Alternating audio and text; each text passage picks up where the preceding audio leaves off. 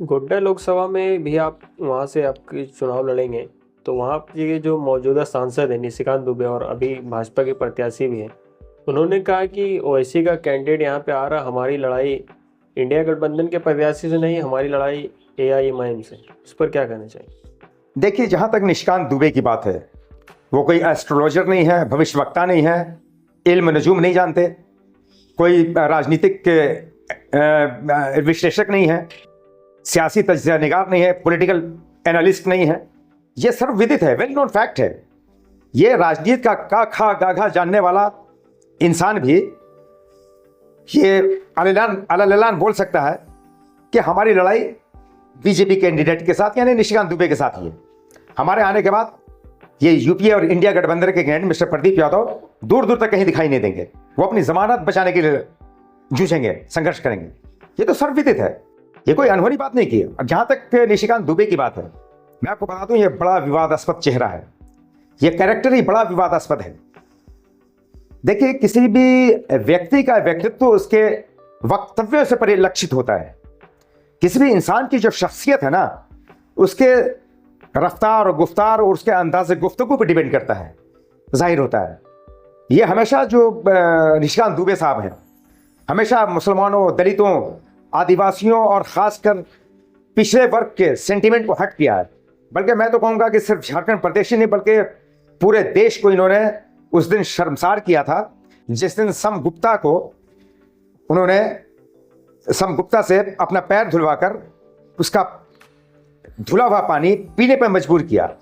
ये अमानवीय, असहनीय और दंडनीय कृत्य है जिसको माफ नहीं किया जा सकता। और मेरे ख्याल से झारखंड की जनता विशेष रूप से कभी इसे माफ नहीं करेगी, क्योंकि विशेष रूप से झारखंड में वैश्य समाज का सर और सामान्य रूप से तमाम झारखंड वासियों का सर शर्म से झुक गया था उस दिन।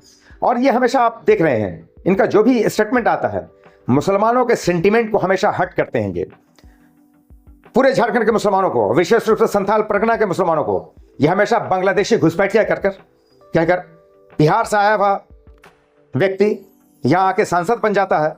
झारखंड के लोग सांसद बनाते हैं, मुसलमान का भी कुछ रोल है, लेकिन मुसलमानों को हमेशा बांग्लादेशिया घुसपैठिया कर डिमोरलाइज करता है, डिफेम करता है, डिस्करेज करता है, हतोत्साहित करता है। हमारे मान, सम्मान, स्वाभिमान और अभिमान के साथ खिलवाड़ करता है, जिसे हम कभी माफ नहीं कर सकते। कांडे का जो उपचुनाव हो रहा है और जो आपने कही कि 2 लोकसभा चुनाव लड़ेंगे, तो ओवैसी साहब क्या आएंगे झारखंड पर प्रचार करने के लिए? देखिए, आप देख रहे हैं कि ओवैसी साहब पूरे देश में तकरीबन 17 लोकसभा सीटों पे चुनाव लड़ रहे हैं। बिहार में भी आपने देखा कि अभी फिलहाल फिर 4-5 सीटों पे अनाउंसमेंट हुआ है। 13 तारीख को औरंगाबाद का और ख़ुद हमारे सदर मुहतरम बैरिस्टर सदरुद्दीन ओवैसी साहब का चुनाव ख़त्म हो रहा है। 13 तारीख के बाद फिर बिहार में भी चुनाव है, यकीनन वहाँ भी कैंपेनिंग में आएंगे। और हम लोग 100% रिक्वेस्ट करेंगे, और मुझे अल्लाह की ज़ात से उम्मीद है कि जब टिकट आपने दी है यहाँ पे, और दोनों सीट पे हम माहौल काफ़ी साजगार है, पॉजिटिव है। राजमहल में पूरे झारखंड में सबसे ज़्यादा मुस्लिम आबादी है, 6.5 लाख मुस्लिम वोटर हैं। यहाँ भी तकरीबन गोड्डा में 5 लाख मुस्लिम वोटर्स हैं। दलितों में भी काफ़ी नाराज़गी है कि इस देश के लोकतंत्र को, जनतंत्र को, प्रजातंत्र और गणतंत्र और इस देश की डेमोक्रेसी और जमहूरियत को जिस तरह से ख़त्म करने की साजिश रची जा रही है बीजेपी और आरएसएस के ज़रिए, और हमारे आदिवासी भाइयों का जिस तरह से अपमान किया है, उनको प्रताड़ित किया है, और जितना भी राजनीतिक उथल पुथल इस प्रदेश में हुआ है उसका मेन सूत्रधार ये निशिकांत दुबे ही है।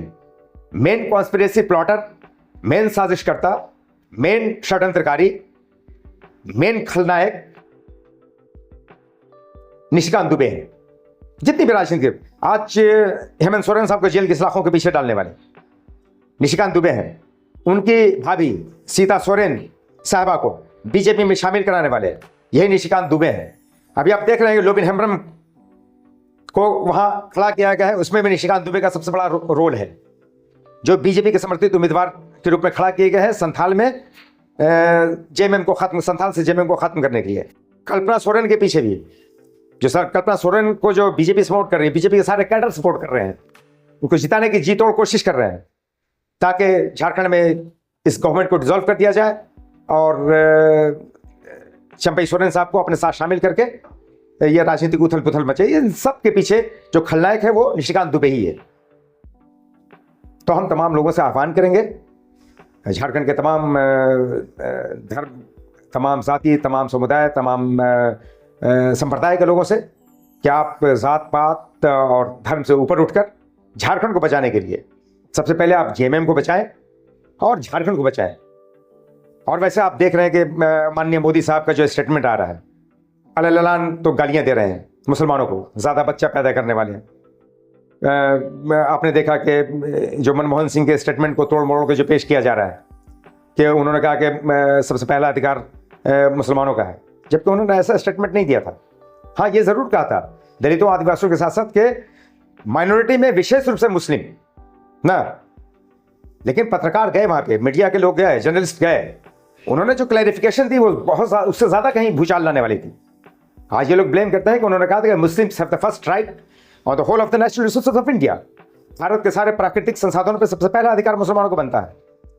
जब मनमोहन सिंह के पास गए तो उन्होंने कहा कि सुनो, चूंकि मैं भारत का प्रधानमंत्री हूं इसलिए भारत के परिप्रेक्ष्य में कह रहा हूं, अगर मुझे ग्लोबल प्राइम मिनिस्टर बनाया गया होता तो हमारा स्टेटमेंट वो ग्लोबल परिप्रेक्ष्य में होता, हमारा स्टेटमेंट भी डिफरेंट होता। हमारा स्टेटमेंट कुछ नहीं होता कि Muslims have the first right on the whole of the natural resources of this world, यानी संसार के सारे संसाधनों पर सबसे पहला अधिकार मुसलमानों का बनता है। क्यों? क्योंकि इस पूरे ब्रह्मांड का जो निर्माण हुआ है वो हमारे पैगंबर इस्लाम सल्लल्लाहु अलैहि वसल्लम के उपलक्ष्य में हुआ है। तो चूंकि हम उनके अनुयायी हैं, ये पूरे ब्रह्मांड का सृष्टिकर्ता परमेश्वर है, अल्लाह है, और उनके जो मालिक हैं वो हमारे पैगंबर इस्लाम सल्लल्लाहु अलैहि वसल्लम हैं। तो उनके अनुयायी हम मुसलमान हैं, तो जाहिर सी बात है उनका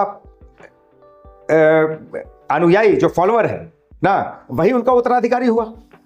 तो भारत के सारे प्राकृतिक जो जमीन के अंदर खनिज संपदा है और जमीन के ऊपर जो प्राकृतिक संपदा है उस पर पहला अधिकार मुसलमानों का बनता है। और निश्चित रूप से प्रकृति है, ये प्रकृति का फरमान है, मनमोहन सिंह का फरमान नहीं है। लेकिन हमारे साथ अन्याय हो रहा है।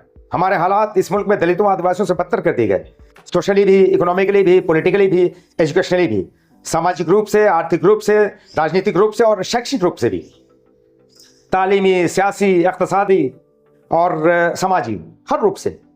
और इसमें सबसे बड़ा रोल जो है वो ये यूपीए सरकार, कांग्रेस सरकार का है। बीजेपी तो खुला दुश्मन है, लेकिन कांग्रेस से हमारी शिकायत ये है कि ये हमारे आस्तीन में छुपा हुआ नाग है। हम अपने खुले दुश्मन से तो बच सकते हैं, तदबीरें निकाल सकते हैं, हम प्रिकॉशनरी स्टेप ले सकते हैं, लेकिन जो आस्तीन में छुपा हुआ सांप है, जो नाग है, उससे हम कैसे बच सकते हैं?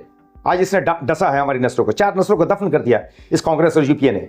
आज इंक्लूसिव अलायंस की बात करती है ये कांग्रेस, ये इंडिया गठबंधन, लेकिन 50% आबादी इस देश की मुस्लिम, दलित और आदिवासी पे आधारित है।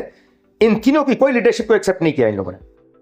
आप हैरान होंगे, आप देखिए बदरुद्दीन अजमल साहब असम में 35% मुस्लिम का वोट है, उसने अलायंस में नहीं लिया और उनके अगेंस्ट में कैंडिडेट खड़ा कर दिया। हमारे बैरिस्टर असदुद्दीन ओवैसी साहब के खिलाफ भी कांग्रेस ने उम्मीदवार खड़ा कर दिया। मैं कैंडिडेट यहां बैरिस्टर साहब नहीं दे रहे थे, जेएमएम के खिलाफ भी वो नहीं दे रहे थे कि बोले एक सीट है वो नहीं देंगे, यहां पे भी, लेकिन इस उम्मीद में थे कि शायद फुरकान अंसारी साहब को दे दी जाए टिकट। लेकिन वहां पे भी 20 साल की एंटी इनकम्बेंसी है।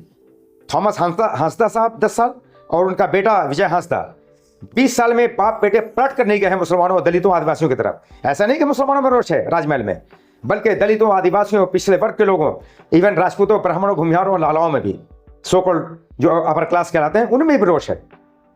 और वो तमाम लोग इंशाल्लाह एकजुट होंगे ऑल इंडिया मजलिस इत्तेहादुल मुस्लिमीन की तरफ। हमारा कैंडिडेट पॉल सोरेन साहब ऐतिहासिक मतों से विजय दर्ज करेगा इंशाल्लाह। और गुड्डा में भी हम वो मुकाबला कह रहे हैं ना, निशिकांत दुबे साहब मुकाबले में नहीं रहेंगे, क्योंकि बहुत आक्रोश उनके खिलाफ है।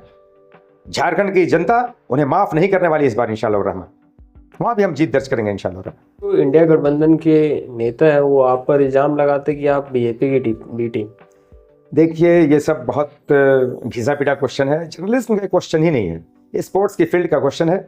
ये सिर्फ हम मुसलमानों को डिफेम करने के लिए, डिमोरलाइज करने के लिए, डिस्करेज करने के लिए, हतोत्साहित करने के लिए, हमारी हौसला शिकनी के लिए, हमारे अज़्म और इरादे को तोड़ने के लिए, हमारी लीडरशिप को दफन करने के लिए ये लोग जो हैं जो कोढ़ी और कुंठित मानसिकता के हैं, संकुचित संकीर्ण मानसिकता के हैं, जहरीली और विषैली मानसिकता के लोग हैं, वो इस तरह के बेसलेस, बेबुनियाद और नॉनसेंस इल्जामात लगाते हैं। इनमें कोई दम नहीं है। बहुत बहुत शुक्रिया हमसे बात करने के लिए। शुक्रिया।